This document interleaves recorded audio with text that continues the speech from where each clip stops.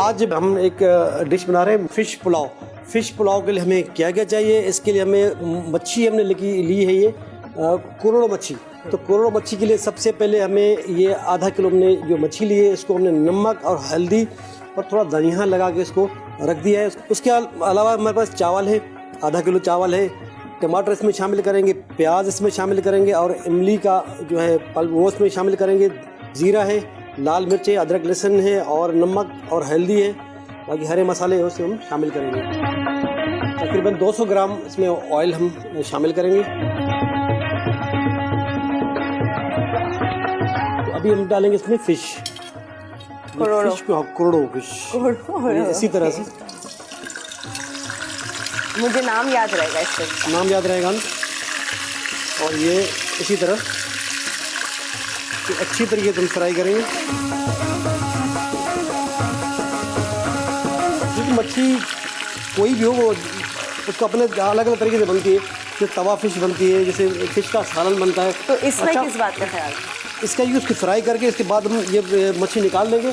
निकालने के बाद इसमें प्याज डालेंगे।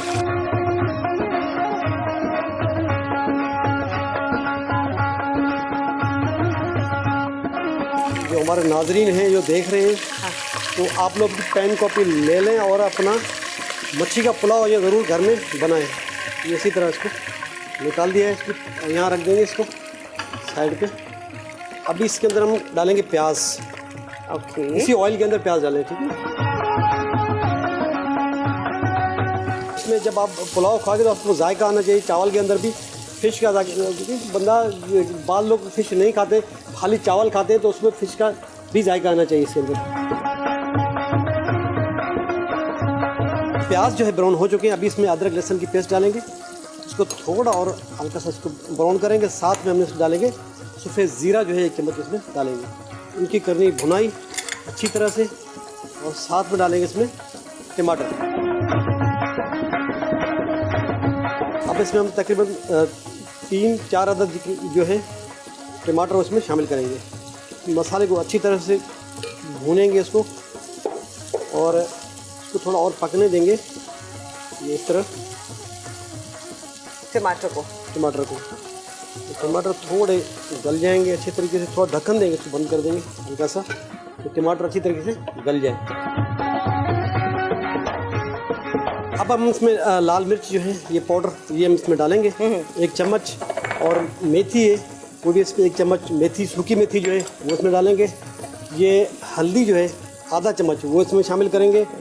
नमक जो है हस्बे ज़रूरत, मैं कोशिश करता हूँ नमक क्योंकि पुलाव में ज़्यादा ही पड़ता है थोड़ा, और मतलब मसाला पूरा होना चाहिए, ज़्यादा भी नहीं चाहिए। और उसके अलावा हम इसमें डालेंगे इमली का पल्प, ठीक है। तकरीबन 4 चम्मच ये है। मसाला पूरा तैयार हो चुका है। अब इसमें हम करेंगे पानी शामिल, और उसके डालेंगे चावल। फिर इसमें ये तकरीबन इतना काफ़ी है पानी से अच्छी खुशबू आ रही है, मसाले की खुशबू आ रही है, क्या अरोमा है। जैसे थोड़ा सा इसमें अब पानी थोड़ा गर्म हो जाए, थोड़ा जोश आए, इस पर इसमें चावल डाल देंगे। अब ये पानी बिल्कुल बॉयल हो गया। अब हम इसमें डालेंगे चावल, ये जो हमने पहले से भिगो के रखे हुए थे।